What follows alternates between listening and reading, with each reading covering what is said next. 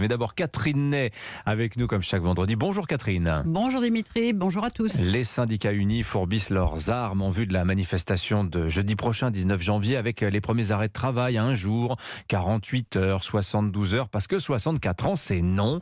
Voilà que les raffineries vont s'y mettre, ou plutôt s'y remettre. Retour vers le passé, là. Oui.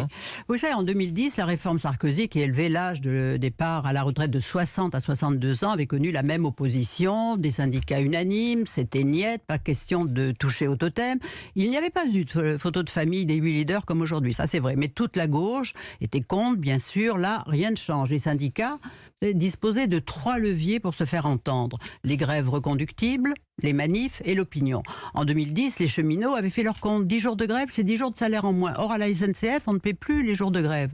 Donc, en 2023, ils devraient réfléchir, je pense, compte tenu de la hausse du coût de la vie. Parce qu'on a payé les jours de grève à la SNCF. Ça, c'est une info. Restez donc les manifestations. On ne paie plus. Oui, on ne paye plus. Ouais. Restez donc les manifs. Oui, il y en a eu 9. Avant le débat à l'Assemblée nationale, pendant le débat, après le vote, pendant le débat au Sénat. Et à chaque fois, il y a eu beaucoup de monde. 3 millions dans toute la France, disaient les syndicats, 1 million selon la police. Mais à l'époque, 70% des Français approuvaient les manifestations. En 2023, comme en 2010, les manifs commencent avant l'ouverture du débat à l'Assemblée nationale. Il y en aura au moins 3 avant le 6 février. Mais petit bémol intéressant, 58% des Français soutiennent ou ont de la sympathie pour les manifs. Vous voyez, c'est moins. Et le sondage a été fait en décembre dernier. Alors, la réforme, à l'époque, avait été votée à l'Assemblée nationale par une écrasante majorité. Ben oui, puisqu'on avait la majorité, c'était 336 voix, UMP plus centriste. Mais tiens, François Bayrou, lui, avait voté contre avec la gauche, les PS, PSC et Verts, 233 voix. Le vote était intervenu après une séance qui avait duré plus de 15 heures jusqu'au lendemain 9h30 parce que la gauche avait épuisé son temps de parole, fixé maximum à 50 heures. Elle avait bien essayé de prolonger. Bernard Accoyer, le président de l'Assemblée, y avait refusé. On avait vu Jean-Marc Ayrault se précipiter sur lui. On avait cru qu'ils allaient le battre. Enfin, ça avait été très dur. Mais Ségolène Royal, après le vote, avait promis que si elle arrivait au pouvoir, eh ben, elle reviendrait sur les 60 ans. Voilà. Et c'est alors que la CGT Pétrole avait pris le relais.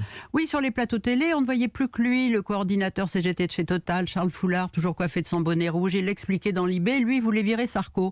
Et donc, les raffineries étaient mises en mini-débit et la livraison d'essence et de gasoil était bloquée pendant plus de 12 jours. Beaucoup de stations-service étaient à sec. Les gens n'avaient plus les moyens de circuler, de se chauffer. Un pouvoir de nuisance exorbitant pour des salariés pas du tout impactés par la réforme, mais bénéficiant d'un régime maison en or, retraite à 55 ans, 184 jours de travail par an pour cause de pénibilité et salaire plus que confortable, on l'a vu, et leur grève avait finalement beaucoup desservi le mouvement. Alors, sauf qu'en 2023, aujourd'hui, la CGT Pétrole entre dans la danse, mais cette fois, non pas avant, mais pas après, mais avant l'ouverture du débat à l'Assemblée. Oui, moi je crois que Philippe Martinez, qui s'invente à quelques mois, est dépassé par sa base, mais tout de même entendre Monsieur Lépine, le coordinateur de la CGT chez Total, déclarer hier sur Europe 1 qu'il se bat pour la démocratie, là on se dit il se fout du monde, parce qu'en novembre déjà c'est lui qui a privé les Français d'essence et de gasoil alors que leur grève n'était que corporatiste pour leur augmentation de salaire. Ils ont fini par gagner, mais beaucoup de Français, eux, ont perdu. Et ils ne sont toujours pas impactés par la réforme, alors qu'il ose se poser en défenseur de la démocratie après en avoir ri. On devrait en pleurer. C'est insupportable, mais je crois que du côté de l'opinion, là, ça va pas le faire. Merci beaucoup Catherine, et on va voir ça. On vous retrouve en tout cas demain, samedi 10h-11h, dans les Grandes Voix sur Europe 1 avec Michel Cotta, Charles Villeneuve, Gérard Carrérou, autour de Pierre de Villeneuve. À demain Catherine.